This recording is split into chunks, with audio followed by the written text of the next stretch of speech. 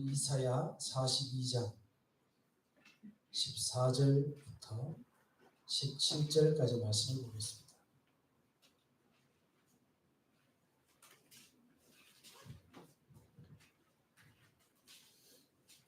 이사야 42장 14절부터 17절까지입니다.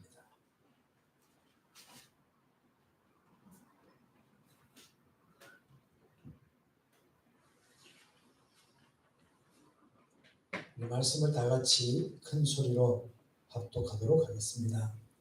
내가 오랫동안 조용하며 잠잠으로 참았으니 내가 해산하는 여인같이 부르짖으리니 숨이 차서 심히 헐떡일 것이라. 내가 산들과 언덕들을 황폐하게 하며 그 모든 초목들을 마르게 하며 강들이 서밀하게 하며 흙들 마르게 할 것이며 내가 그들이 알지 못하는 지름길로 인도하며 암흑이 그 앞에서 광명이 되게 하며 구원들을 걷게 할 것이라. 내가 이 일을 행하여 그들을 버리지 아니하며 조박한 우상을 의지하며 부어먹는 우상을 향하여 너희는 우리의 신뢰를 하는 자는 물리침을 받아 크게 수치를 당하리라. 아멘.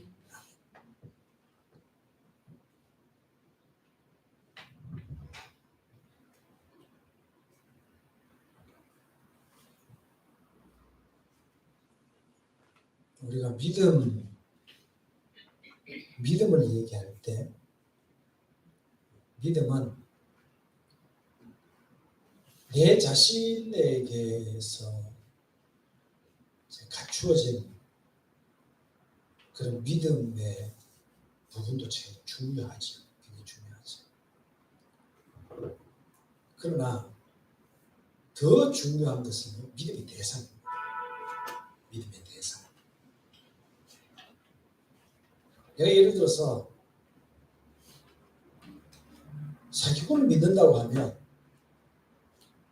내가 마음을 다 해서 믿어도 사기를 당할 수밖에 없지. 그러나 그 대상이 정말 신실하고 능력이 있고 그렇다면 우리가 그분을 믿을 때에 그 믿음이 결코 실패하지 않을 겁니다.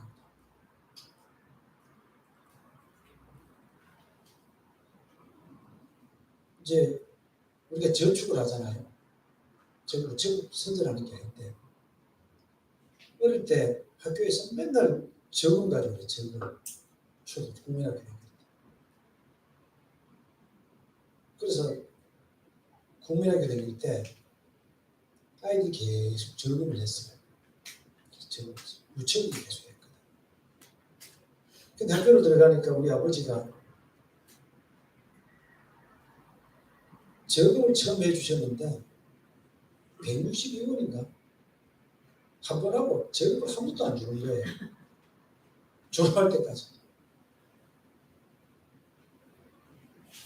근데 졸업할 때가 되니까 그게 얼마인지 정확히 기억은 안 나는데 국민학교 1학년 때 딱 한 번 했던 적금이 졸업할 때 되니까 꽤 많더라고요. 우리 이런 게 있잖아요.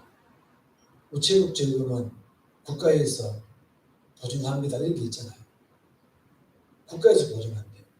그래서 그런지 모르겠어요. 많이 주더라고요. 우체국 적금하는 얘기 아닙니다. 국가가 보증한다면, 그죠? 국가가 보증한다면 우리가 그만큼 신뢰하는 것이 그만큼 뭐랄까요? 결실이 있지 않을까. 우리가 믿는 하나님도 마찬가지입니다. 이 땅에 허무한 신들을 믿으면 그 믿음은 헛것입니다. 그러나 우리가 믿는 하나님은 이 세상을 창조하셨을 뿐만 아니고 지금도 이 땅이 유지되도록 붙들고 계신 하나님. 최후의 끝까지 예언하시고 그 일을 이루시는 하나님이 바로 우리가 믿는 하나님이시다 하는 겁니다. 그렇기 때문에 우리의 믿음은 결코 헛것이 되지 않을 줄로 믿습니다. 그런데 사람들은 그런 생각을 합니다. 하나님이 살아계시다면 왜 이렇게 잠잠하고 조용하신가? 하나님 왜 이 땅에 불의를 그냥 보고 계신가? 솔직히 그런 생각 많이 들잖아요. 그렇죠? 왜 내 원수를 갚아주지 않고 이런 일이 일어나게 하시는가?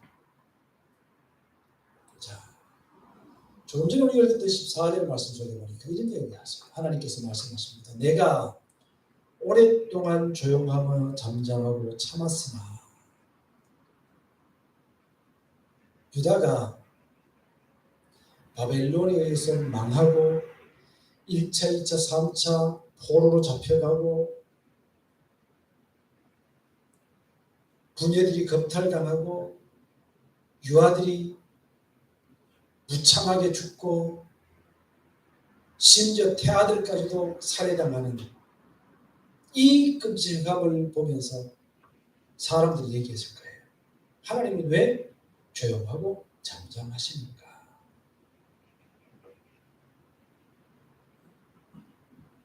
바벨론의 침입, 유다 백성들의 고통에 대해서 하나님은 일정 기간 동안 잠잠하셨어요.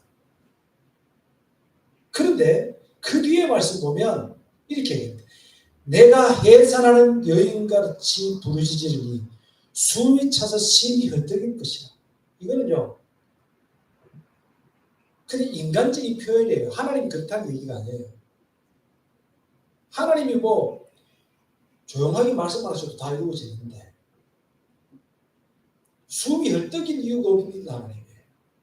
근데 하나님께서 그렇게 일하시겠다고 말씀하시는 거예요.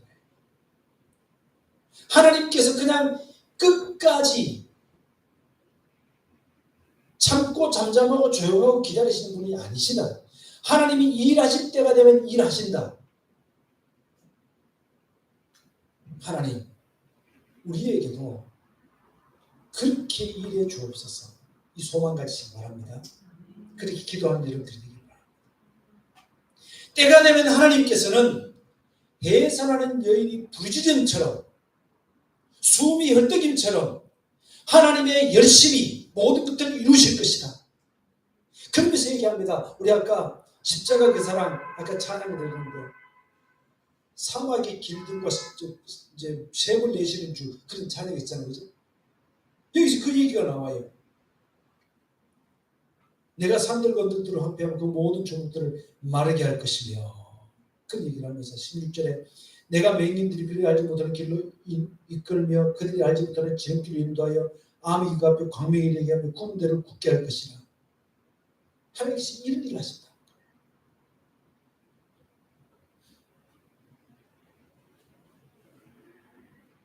하나님의 열심히 이 모든 것들을 이루게 될 것이다. 우리는 결코 하나님은 침묵하시고 불의에 대해서 묵과하시는 분이 아니라는 사실을 분명히 알아야 됩니다. 그분은 알고 계시고 보고 계시고 그 모든 것들을 하나님이 원하시는 대로 이끌어 가시는 하나님이시다 하는 것을 마음의 믿음을 가지고 주님을 기대하는 우리가 되어야 될 줄 믿습니다. 우리가 믿는 하나님은 그런 하나님. 우리의 믿음의 대상은 바로 그런 하나님이시다. 그런데 하나님께서 하시는 일에 대해서 예를 들어서 예레미야나 이사야 이런 선지자들은 어떻게 했을까요? 하나님이 하시는 일들을 보고 있어요. 지금 이 일이 어떻게 벌어지는지 그리고 앞으로 어떤 일이 벌어질지를 보고 있어요. 많은 선지자들이. 그런데 일부 이스라엘 백성들은 어땠을까요? 봐도 모르는 거예요. 들어도 못 깨닫는 거예요. 하나님이 말씀하셔도 귀를 기울이지 않는 거예요. 그래서 18절로 이렇게 얘기합니다. 너희 못 듣는 자들아 들으라. 너희 맹인들아 밝히보라. 누가 못 듣는 자면 맹인입니까? 19절에 보면 맹인이 누구냐? 내 종이 아니냐? 누가 내가 보낸 내 사자같이 못 듣는 자겠느냐? 누가 내게 충성된 자같이 맹인이겠느냐? 여호와의 종같이 맹인이겠느냐. 어쩌면 오늘 하나님의 말씀을 듣는다고 와 있는 우리가 맹인이 아닌지, 귀머거리가 아닌지 저도 생각해 봐야 되고 우리도 생각해 봐야 돼요. 그러면 여기서 얘기하는 맹인과 귀머거리는 누구를 보고 맹인과 귀머거리냐고 얘기하느냐. 20절 다 같이 읽어봅시다. 시작. 내가 많은 것을 볼지라도 유의하지 아니하며 귀가 열려 있을지라도 듣지 아니하는도다.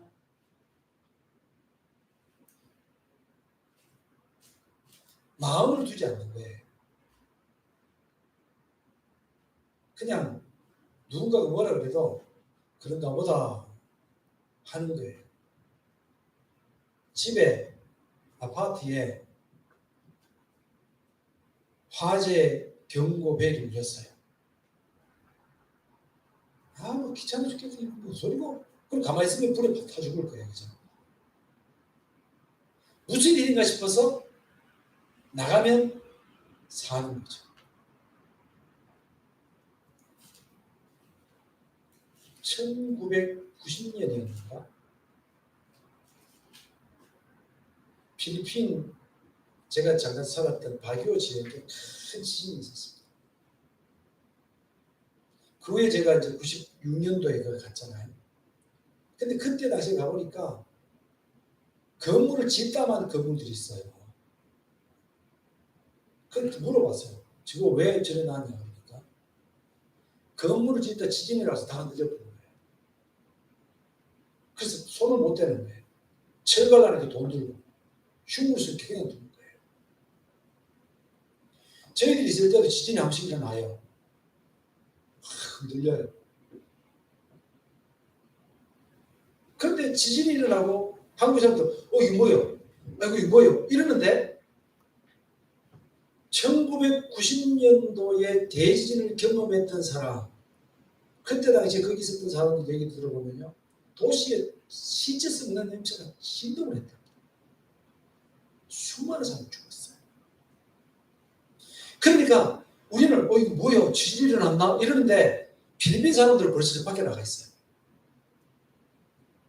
그들이 벌써 밖에 나가 있다니까요. 왜? 그 지진을 경험했으니까.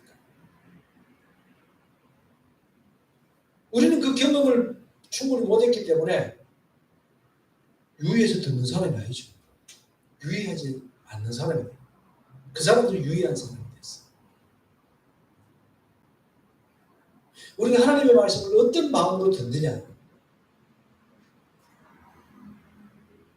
달콤한 말씀, 사탕 같은 말씀만 맨날 듣는다. 그거 아니죠. 그죠? 어떤 마음을 가지고 말씀을 듣고 이 말씀이 현재 우리와 어떤 연관이 되느냐는 것을 유의 깊게 말씀을 들어야 우리는 맹인이 아니고 귀머거리가 아니다. 유다 백성들 중에서 바벨론의 침략을 받아서 다 죽은 거 아니잖아요. 살아난 사람들이 있잖아요. 이사야에서 전체 말씀이 남은 자에 대한 얘기라고 말씀드렸잖아요. 주님께서 마태복음 13장에 보면 10분의 비유가 나오죠. 씨를 뿌렸는데 어떤 씨는 가시밭에 떨어졌고 어떤 씨는 돌짝밭에 떨어졌고 어떤 씨는 길가에 떨어졌고 어떤 씨는 흙이 좋은 밭에 떨어졌다. 가시밭에 떨어졌다는 것은 어떤 의미라고 했어요? 근심 걱정이 말씀을 받긴 받는데 근심 걱정이 많아요. 근심 걱정이 많아요. 그래서 하나님의 말씀보다는 다른 생각들이 너무 복잡해요. 그게 나를 잡아먹어요. 돌밭이라고 하는 건 뭐냐면 말씀이 떨어졌는데 뿌리를 받고 내려가지 못하는 거예요.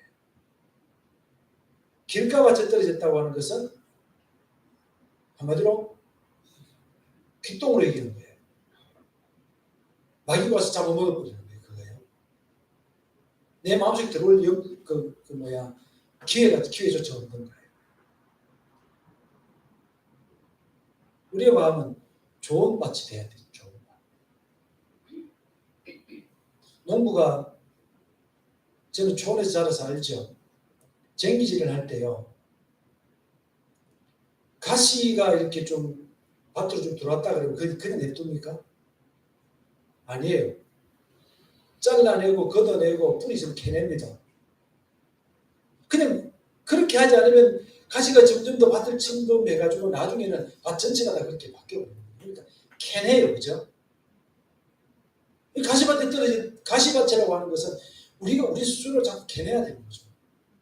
기도하면서 하나님께 맡기면서 자꾸만 노력하지 않으면 우리 마음은 어느 순간인가 자연스럽게 냅두면 우리 마음은 어느 순간인가 잡초같이 되는 거예요. 그죠? 자,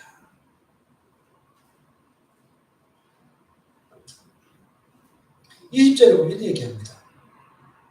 내가 많은 것을 본지도 유의하지 않으면 귀가 열릴지라도 듣지 아니하는도다. 그래서 22절에 이 백성이 도둑 맞으면 탈취당하며 다 굴 속에 잡히며 옥에 갇히는도다. 노력을 당하되 구할 자가 없고 탈취당하되 되돌려 주라 말할 자가 없도다. 그러면서 하나님의 안타까운 마음으로 이렇게 말씀을 하고 계십니다. 23절 다 같이 한번 큰 소리로 읽어보십시다. 시작. 너희 중에 누가 이 일에 귀를 기울이겠느냐? 누가 뒤에 올 일을 삼가 듣겠느냐? 무슨 말이에요? 누가 이 일에 귀를 기울이고 누가 삼가 듣겠느냐? 전제가 있어요. 하나님이 말씀하고 계신다는 거죠, 여전히. 말씀하지 않으면서 들으라고 얘기할 이유가 없잖아요. 그죠? 하나님 여전히 말씀하고 계신다는 거예요. 그리고 또 한 가지는 하나님은 듣는 자와 볼 자를 찾고 계신다는 거예요. 그래서 여기서 얘기하잖아요. 누가 듣겠느냐? 누가 보겠느냐? 주님은 그런 사람을 찾고 계신 거예요. 우리 마음속에 하나님, 제가 주님 하시는 일에 대해서 좀 귀 기울여 보길 원합니다. 주님의 말씀에 귀 기울여 듣기 원합니다. 내가 주님의 마음, 주님의 인도하심을 받기 원합니다 하는 그 마음으로 우리가 주님께 좀 맡겨야 돼요. 근데 예배만 참석이 아니라 우리 자신이 큰 우리가 되도록 우리가 더 이상 맹인으로 살지 않도록 우리가 더 이상 귀머거리고 살지 않도록 우리 자신을 하나님께 맡길 주님께 유의할 수 있는 우리의 모습이 되어야 됩니다. 43장의 말씀은 우리에게 굉장히 은혜가 되고 복이 되는 말씀들인데 이 말씀들을 제가 굳이 설명을 해야 되겠나 싶을 만큼 은혜스러운 말씀이에요. 하나님은 지금 포로로 잡혀가는 유다 백성, 야곱의 후손들 향해서 그들이 비록 이런 고통을 당하고 있지만 하나님이 그들을 어떻게 생각하느냐 하는 것을 말씀을 해주고 계세요. 우리 다 같이 말씀을 다 읽을 수는 없으니까 우리 1절, 2절을 다 같이 한번 크게 읽어보도록 하겠습니다. 시작. 야곱아, 너를 창조하신 여호와께서 지금 말씀하십니다. 이스라엘은 너를 지으시니가 말씀하시니 너는 두려워하지 말라. 내가 너를 구속하여 내가 너를 지명하여 불렀나니 너는 내 것이라. 내가 불 가운데 지날 때에 내가 너를 함께 할 것이다. 강을 건널 때 물이 너를 침몰하지 못할 것이다. 내가 불 가운데 지날 때 타지도 아니할 것이다. 불꽃이 너를 사르지도 못하리니. 아멘. 여기서 보세요. 하나님은 구약의 야곱, 이스라엘 백성들에 대해서 뭐라고 얘기하느냐? 하나님 말씀하십니다. 내가 너를 만들었다. 그죠? 그 다음에 내가 너를 구속했다.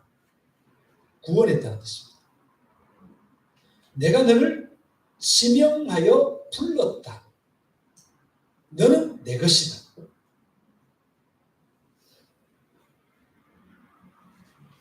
하나님을 믿는 모든 사람은 하나님 거예요. 그래서 심지어는 마귀가 우리를 삼키려고 두루다닌다고 얘기를 하지만 베드로가 그렇게 얘기했죠. 그렇지만 우리는 하나님의 것이기 때문에 우리가 마귀와 싸우면 우리가 이길 힘이 없어요. 그런데 뭐라고 말씀하시냐면 너희는 마귀를 대적하라. 그럼 너희를 피하리라고 했어요.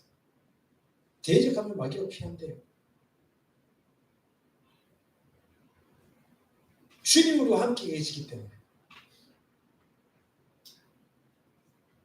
우리 주님의 것이니까. 2절에서 네가 물 가운데 지날 때에 내가 너와 함께 할 것이라. 강을 건널 때 물이 너를 침몰하지 못할 것이고 내가 불 가운데 지날 때 타지도 아니할 것이고 불꽃이 내려 사르지도 아니할 것이고. 여기서 불 이건 무엇을 의미할까요? 출애굽기에 보면 홍해가 될 수가 있고 이스라엘 백성들이 강을 건넌 것이 될 수 있겠지만 여기서 얘기하는 것은 바벨론의 포로로 잡혀가는 기막힌 현실인 거예요. 여기서 물, 강물, 불 이것은 바벨론이라고 볼 수 있어요. 포로로 잡혀가는 그 나라, 그 땅 이렇게 볼 수가 있어요. 그런데 중요한 것은요. 여기서 중요한 것은 하나님이 그것을 지난다고 말씀하십니다. 지난다. 주인하는 게 아니라 지난다.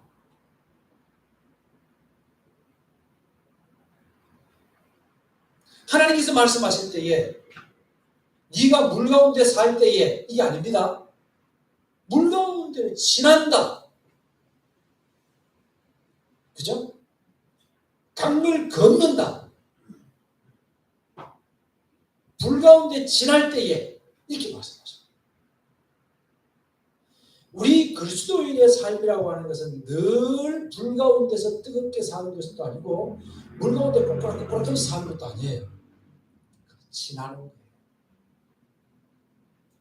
지나는 거예요.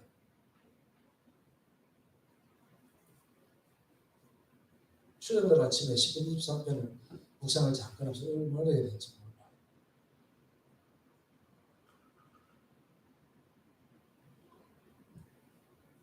거기서도 말씀 보니까 사망의 음침한 골짜기로 다닐지라도 사망의 음침한 골짜기는 사망의 그림자를 뜻해요. 사망의 그림자로 지날지라도 주의 지팡이와 막대가 우리를 안위해 주십니다. 사망의 골짜기를 살 것이 아니고 우리가 쉴 곳 그곳은 푸른 풀밭과 맑은 시내 물가다. 거기서 주님이 쉬게 하시지 그냥 물 가운데 불 가운데 여기 살아라 말씀하시는 것이 아니다. 혹시 여러분 우리가 지금 오늘 우리가 사는 삶에서 물과 불처럼 답답하고 그렇습니까? 그냥 지나가는 겁니다. 아시죠? 근데 중요한 것은 주님께서 내가 너와 함께 하겠다고 말씀하시고 주님 함께 하시겠다. 주님 함께 하시겠다. 아멘. 주님 함께 하시겠다. 내 혼자가 빠졌겠지만 주님 함께 하시겠다. 주의 지팡이와 막대기 우리를 안위해 주시겠다. 안위해 주시겠다. 지켜주시겠다.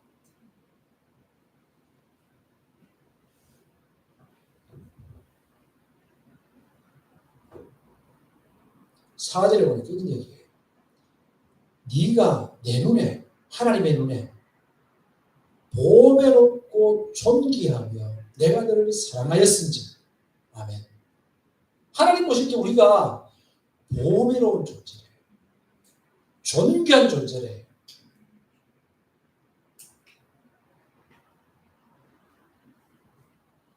정말 감사합니다. 하나님 저 같은 죄인도요. 우리는 그렇게 고백하지만 주님은 아니야. 너는 내게 보배로운 존재다. 너는 존귀한 존재야. 그렇게 말씀하십니다. 보배롭고 존귀한 존재. 옛날에 그때 세미나를 갔어요. 개척하고 늘 하니까 늘 막 힘들잖아요. 교회 부흥도 해야 되겠고 먹고 사는 문제도 있고 이러니까 얼마나 힘든지 몰라요. 근데 이제 세미나 가보면 목사님들 맨날 앞에 부흥사 목사님들 조금 뭐 자기들이 잘 나간다고 앞에 서가지고 막 회개하라 하고 막 기도하라 하고 너희들 기도 안 해서 맨날 이러잖아요. 맨날 그 앞에 가면 게임 나는 죄인이야. 교회도 안 큰데 뭐 맨날 이렇게 살았어. 설교하는 내용 보면 뭐 내가 설교하는 거 자기 설교하는 거 비슷한데 근데 자존심에 그렇게 생각하는 거겠죠. 어쨌든 그랬어. 그러다가 어느 날 무슨 기도원인지 모르는데 그게 이제 어떤 세미나에 갔다가 그 이제 기도원을 갔는데 목사님이 올라오셔서 얘기를 하는 뭔 얘기를 하냐면 목사님들 고생 참 많죠. 아유, 고생 많이 하셨어요. 여기 오셨으면 여기 그 예배당에 가면 방석 큰 거 있으니까 자 하나씩 다 들고 산으로 가세요. 나는 저 양반이 또 기도하라 그런가 보다. 걔네들 뭐라 그러냐면 그거 들고요 산에 가면 따뜻하니까 깔아놓고 푹 주무세요. 시근 주무세요. 시근 쉬다가 아이고 잘 씻다. 기도 좀 해볼까 싶으면 기도 좀 하시고 푹 쉬세요. 이 얘기란 은혜가 얼마나 되는지. 우리 주님도 그런 주님이에요. 하나님 우리를 하나님의 종으로 삼으셔가지고 주님께서 물론 죽도록 충성하라고 말씀하신 부분도 있어요. 네. 그럼 맨날 나는 죽도록 충성해야 돼. 맨날 죽도록 충성해서 죽었어. 하나님 기뻐하시는 걸까요? 아니에요. 하나님의 또 다른 부분은 어떤 거예요? 너는 존귀한 사람이야. 너는 보배로운 사람이야. 누가 그죠? 누가 보배를 손가락에 이렇게 끼고 있다가 뒤로 돌린 사람 한 사람밖에 없고요. 보배는 이 보배 이게 진주나 무슨 다이아몬드 이런 거는 자랑스럽게 다니잖아요. 안 그러면 집에 가가지고서는 그냥 변수 갖다 이렇게 감춰놓습니까? 아니죠. 아주 소중한 데다 갖다 놓잖아요. 우리가 알아야 될 게 그거예요. 하나님 우리를 보배로운 존재로 여기십니다. 그래서 물속에 빠뜨려가지고 실종시킬 만큼 능력 없는 하나님도 아니고 불 가운데 태워버릴 만큼 능력 없는 하나님도 아니에요. 우리 주님은 전능하신 하나님이시기 때문에 우리를 보배롭고 존귀히 여겨서 우리를 하나님의 사람으로 존귀하게 만들어 주십니다. 그러니까 너무 걱정하지 말고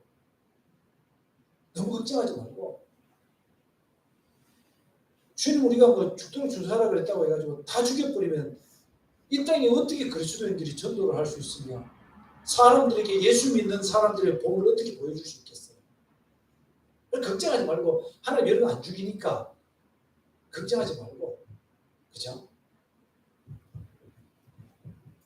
그러면서 5절부터 7절까지 보면 어떤 얘기를 하냐면 하나님께서 이들이 흩어놓았지만 땅 끝에서부터 너희들을 모아서 다시 올 것이다. 이렇게 말씀하십니다. 보배롭고 존귀한 사람들이니까 여러분 예를 들어서 저기 멕시코에 가면 예를 들어서 저 멕시코 어디 붙어 있는지 지도를 통해서 봤는데 멕시코에 가면 한 10억짜리 다이아몬드를 내가 가게만 하면 가지고 싶다 그러면 어떻게 할까요?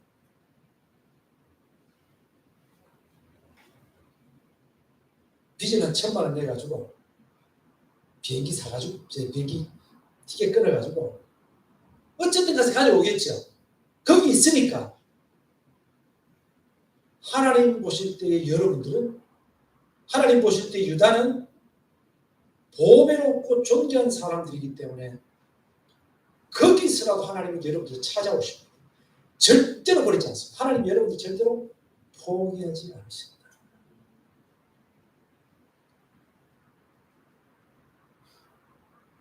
사람들은 우리 무시해도 하나님 무시하지 않아요.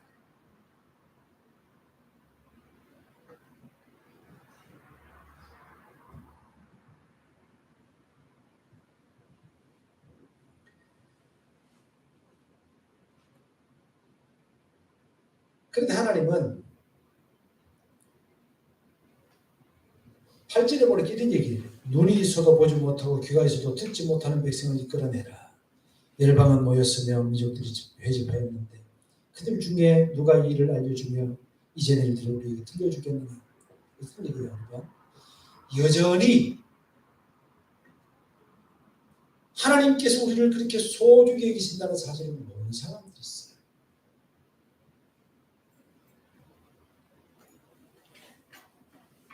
하나님 우리를 보배롭고 존귀히 여긴다는 사실을 모르는 맹인들과 기물들이 있다는 거예요. 그래서 하나님께서는 어떤 면으로 또 우리에게 사명감도 우리에게 주십니다. 어떤 사명? 그들을 불러내라. 그들을 끌어내라. 얘기죠. 옛날에 수영을 좀 배웠어요. 근데 저는 수영을 배우고 이렇게 하면 좀 더 가르쳐 달라고 막 강사한테 가서 이걸 잘 못해요. 근데 여기 중방도에 사는 어떤 사람 같은 경우는 끝나고 지금 집에 가야 될 시간인데 가르쳐 달라는 거야. 나한테 좀 더 가르쳐 달라는 거야. 아, 그 사람은 수영 선수가 됐을 수도 있겠다는 생각이 들더라고요. 이 땅에요. 하나님을 찾는 이들이 분명히 있습니다. 우리가 그리스도인으로서 온전히 살아갈 때에 이 땅의 복음이 우리 닫힌 것 같아도 네가 믿는 하나님은 어떤 하나님이냐? 여리고성이 멸망당한 데 라합이 어땠어요? 내가 너희들이 하나님에 대해서 들었는데 너희들이 하나님은 상처나지 하나님이시다. 그래서 나도 그 하나님이 내 하나님이 되고 싶다는 거죠. 라합이. 그래서 예수님의 족보에도 올라있는 여인이 라합이죠. 알죠? 그런 사람이 분명히 있어요. 그런 사람을 찾아내라는 거예요. 다시 말씀드리지만 이사야서는요. 남은 자들을 구원한다는 메시지예요. 이 땅에 있는 모든 사람이 다 구원받을 것이나 그건 아니에요. 그래서 그런 사람들이 있을 때 우리가 그리스도인으로서 온전히 살아야 사람들이 그걸 보여줄 수 있고 그들을 주님께로 이끌어낼 수가 있겠죠. 자, 오늘 얘기들이 참 할 얘기들이 참 많은데 좀 생각을 해서 중간중간 조금만 좀 말씀을 더 드리도록 그렇게 하겠습니다. 14절부터 43장 14절부터 22절까지 보면 하나님께서 이스라엘 백성들이 비록 사막, 광야 이런 데 있다고 하더라도 그들이 사는 곳에 세물을 낼 것이다 라는 그런 말씀도 그렇게 나와 있고요. 22절부터 보면 이런 얘기를 해요. 그러나 야곱아 너는 나를 부르지 아니하였고 이스라엘아 너는 나를 괴롭게 여겼으며 내 번제 양을 내게로 가져오지 아니하였고 내 제물로 나를 공경하지 아니하였느니라. 나는 제물로 말미암아 너를 수고롭게 아니하였고 유향으로 말미암아 너를 괴롭게 하지 아니하였거늘 너는 나를 위하여 돈으로 향품을 사지 아니하며 희생의 기름으로 나를 흡족하게 하지 아니하고 내 죄짐으로 나를 수고롭게 하며 내 죄악으로 나를 괴롭게 하였느니라. 여기서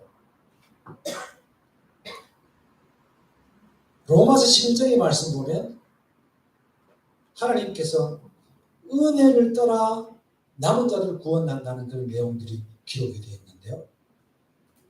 이스라엘의 남은 자들조차도 그들의 의로운 행위 때문에 구원받은 건 아니에요. 행위 때문이 아닙니다. 무엇 때문에요? 믿음 때문입니다.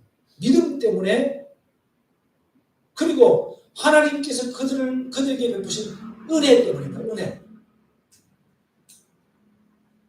은혜 아니면 우리는 살 수가 없는 거죠.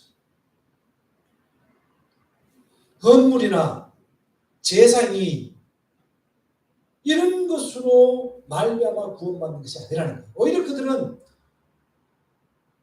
이사야 1장 말씀 속에 보면 하나님께 재물을 가져오는데 하나님 뭐라고 말씀하세요? 헛된 재물을 가져오지 말아라. 너희들이 가져온 재물, 기름, 내가 이미 배불렀다. 나 싫다. 내 마당만 밟지 말아라. 내 마당만 밟는 것과 똑같다. 가져오지 난 싫다. 이렇게 말씀하십니다. 그럼에도 불구하고 그들을 구원하시는 이유는 하나님의 은혜다.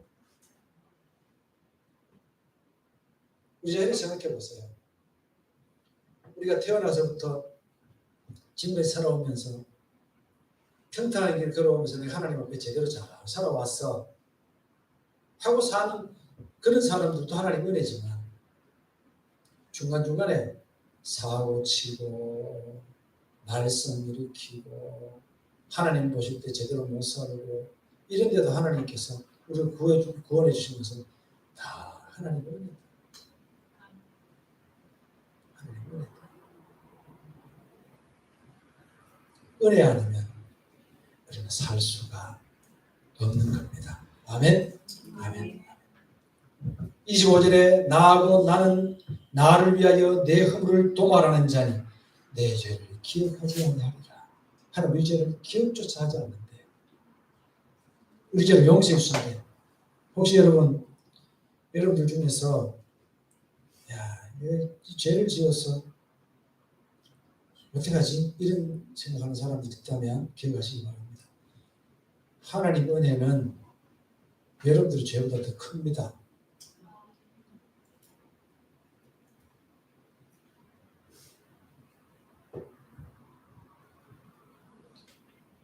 일본에서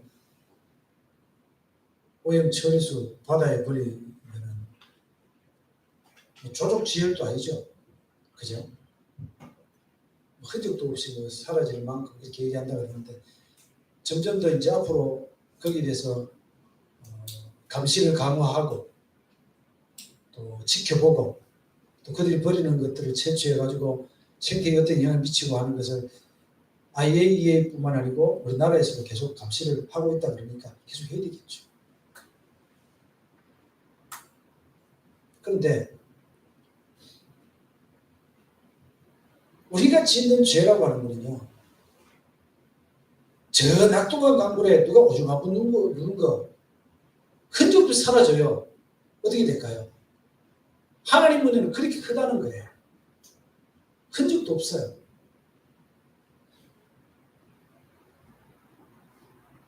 그렇기 때문에 우리가 염려할 필요가 없습니다. 하나님께서 다 책임지신다. 대신 우리는 믿음에 서 있어야 되고 그럼에도 불구하고 우리가 짓는 죄들이 죄예요. 그래서 하나님이 잘못했어요라고 용서를 빌어야 돼요. 용서 못 빈 죄는 어떻게 하냐? 하나님 용서해 주세요. 분명히 알아야 될 게 있어요. 용서해 주시는 것과 죄가 아닌 것은 달라요. 알겠죠? 죄조차 아니라고 생각하는 사람들이 구원파예요. 근데 그건 분명히 죄예요.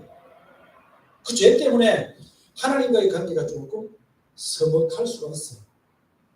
부모님도 명절 지나고 난 다음에 부모님과 관계 안 좋아지는 사람 많죠. 부모님도 서먹할 수가 있어요. 하나님과의 관계가 그래요. 그래서 우리가 죄를 죄송합니다라고 얘기를 하면 주님께서 얼마든지 우리를 수용하실 수 있다라고 하면서 우리가 기억을 해야 되지. 기억을 해야 되지. 44장 나의 종 야곱 내가 택한 이스라엘아 이제 들으라. 너를 만들고 너를 모태에서부터 지어낸 너를 도와줄 여호와가 이같이 말하더라.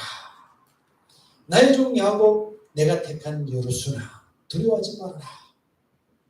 하나님께서 전능하신 하나님께 선택받은 유다에 대해서 하나님 확신을 주십니다. 근데 그 하나님은 10절 말씀 속에 보면 9절부터 우상을 만드는 자는 다 허망하도다. 그러면서 얘기가 쭉 나오는데 여기서 나오는 것은 하나님과 우상을 비교하지 말라는 거예요.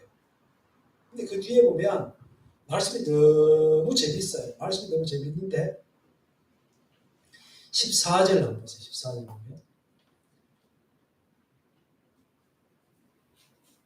13절부터 볼게요. 목공은 줄을 들여 재고 붓으로 긋고 대표로 밀고 곡선자로 그어 사람의 아름다움을 따라 사람의 모양을 만들어 집에 두게 하며 우상을 만드는 과정이에요.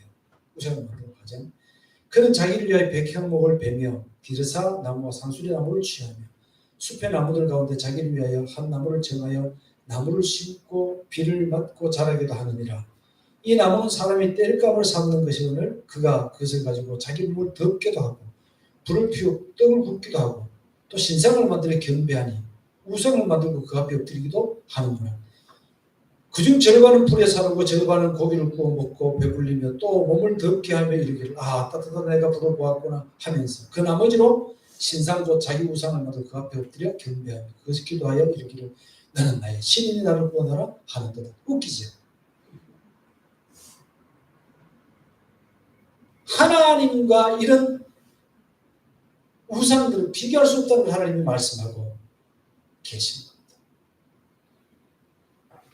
뭐 그런 얘기들이 쭉 나오는데 21절은 야곱아 이스라엘아 이 일을 기억하라. 너는 내 종이라 내가 너를 지었으니 너는 내 종이니라. 이스라엘은 나에게 잊혀지지 아니하리라. 잊혀지지 아니하리라. 참 좋다 그죠? 참 좋다. 하나님께서 너는 나에게 잊혀지는 존재가 아니야. 사람은 우상을 만들어 그를 섬기지만 하나님은 사람이 만든 존재가 아니라 우리를 만드신 분이 바로 하나님이시다. 이렇게 말씀하시면서 하나님께서 우리에게 확신을 주시고 우리를 지켜주실 것에 대해서 약속을 하십니다. 그러면서 이제 마지막 부분을 제가 조금 더 말씀을 드리게 될 텐데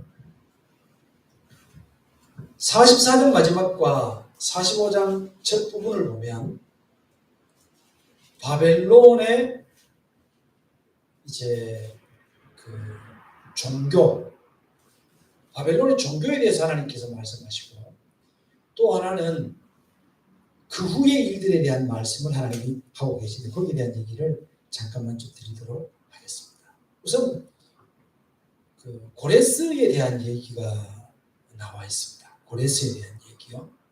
28절에 보면 28절 고레스에 대하여는 이르기를 내 목자라 이렇게 말씀하십니다. 45장의 1절에 여호와께서 그의 기름 부음 받은 고레스에게 말씀하시되 하면서 말씀하십니다. 이걸 설명을 조금 드리고 또 한 가지 더 말씀드리겠습니다.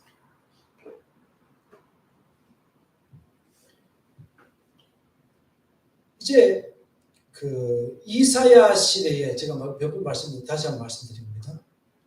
이사야 시대의 고대 근동의 패권이요. 이사야 시대에는 아수르에게 있었어요.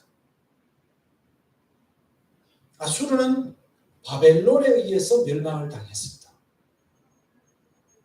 그리고 바벨론은 신바벨로니아라고 한 겁니다. 신바벨로니아. 근데 이 바벨론은 페르시아에게 멸망을 당했습니다. 바사, 성경 바사라고 합니다. 페르시아입니다. 페르시아 왕이 고레스예요. 페르시아의 첫 왕이 고레스예요. 그럼 이스라엘로부터 약 한 150년 내지 200년 후에 나타날 왕이 고레스입니다. 그럼 고레스는 이방인이었느냐? 이스라엘 사람이었느냐? 이방인이었어요.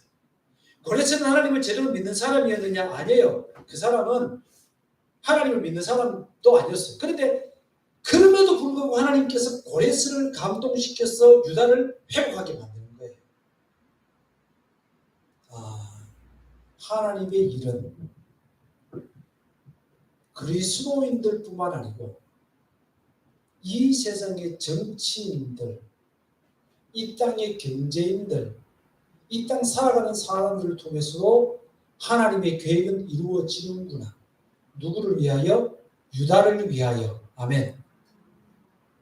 하나님께서 이 땅의 정치인, 기업인, 여러 사회에 포진하고 있는 여러 사람들을 통해서도 예수를 믿는 우리를 도와주시는구나. 목표는 뭐예요? 유다를 위해서예요. 하나님이 관심 있고 보배롭고 존귀하게 여기는 사람은 누구예요? 여러분들이에요. 우리를 위하여 하나님은 그렇게 하실 수 있다. 아멘. 이 첫 번째 드리고 싶은 말씀이에요. 한 가지 더 말씀을 드리면,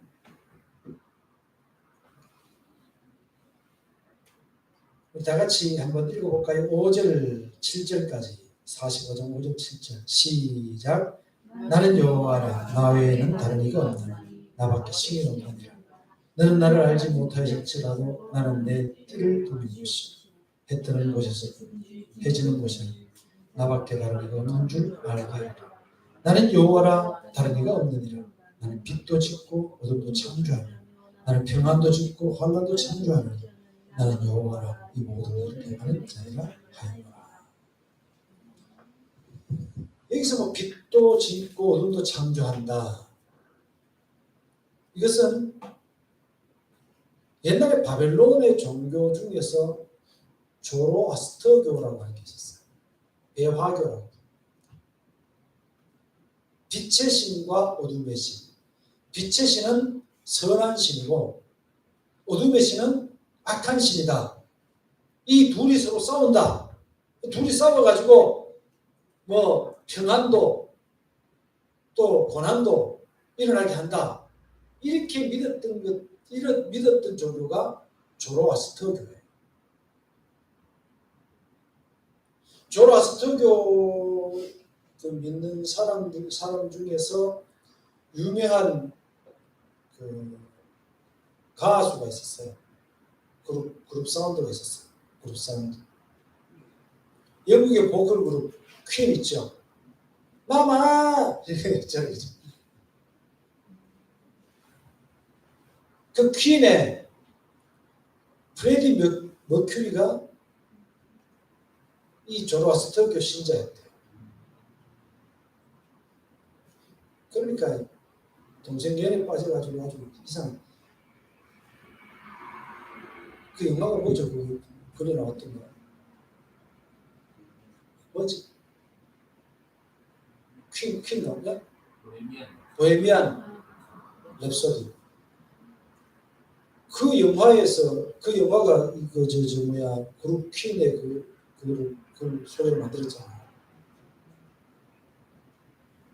근데 거기에서 프레디 머큐리 만난 이 사람이 나중에 그 마마 그 노래의 내용이 뭐냐 그러면 이제 자기가 동성 연애자가 돼가지고 그런 걸 이제 하는 거잖아요.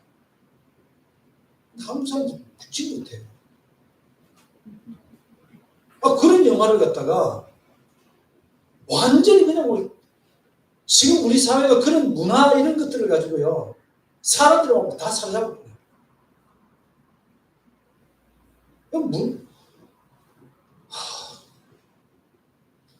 참 뭐라 말해야 될지 모르겠어요. 그런데 주님께서 뭐라고 말씀하시냐 그러면 너희들의 신앙의 뿌리가 베이스가 뭐냐 그러면 조로아스터교냐? 야, 나는 빛도 만들고 어둠도 만든 하나님 바로 나야. 그렇게 말씀하십니다. 이 땅의 모든 종교, 모든 우상이 쓸데없다는 거예요. 우리가 믿는 하나님 바로 그런 하나님이시죠. 창조주 하나님이시고 지금도 이 땅을 유지하고 계신 하나님이시고 최종적으로 우리에게 복을 주시는 하나님, 지금은 여전히 우리를 보배롭고 존귀해 계시는 하나님이시다. 우리가 얼마나 존귀했으면, 우리가 얼마나 보배롭고 사랑스러웠으면 예수님을 보내셨어. 그분이 십자가에 돌아가시기까지 우리를 사랑하시는 하나님. 다윗은 그렇게 얘기하죠. 부모가 나를 버릴지라도 하나님은 나를 버리지 않는다고 고백하시죠. 이 땅에 사는 사람들이 우리를 그렇게 무시하거나 외면하거나 버린다고 하더라도 하나님은 우리를 버리지 않습니다. 우리가 믿는 하나님은 바로 그런 하나님입니다. 지금 침묵하는 같은 하나님이지만, 조용하신 하나님 같지만 어때요? 어느 순간 주님께서 때가 되면 여인하는 게 아니라 해산하는 여인이 부르짖음 같이 주님께서 그렇게 우리를 열심히 찾으시고 우리를 거두시는 하나님이시다. 지금 우리가 살아가는 길이 유다가 바빌론에 잡혀간 것처럼 물 가운데 불 가운데 가는 것 같아도 그곳에 머무르게 하시는 하나님이 아니라 우리 그것을 통과하게 하시는 하나님, 통과하게 하시는 하나님. 뿐만 아니고 사막에서 샘을 내셨다 그랬죠.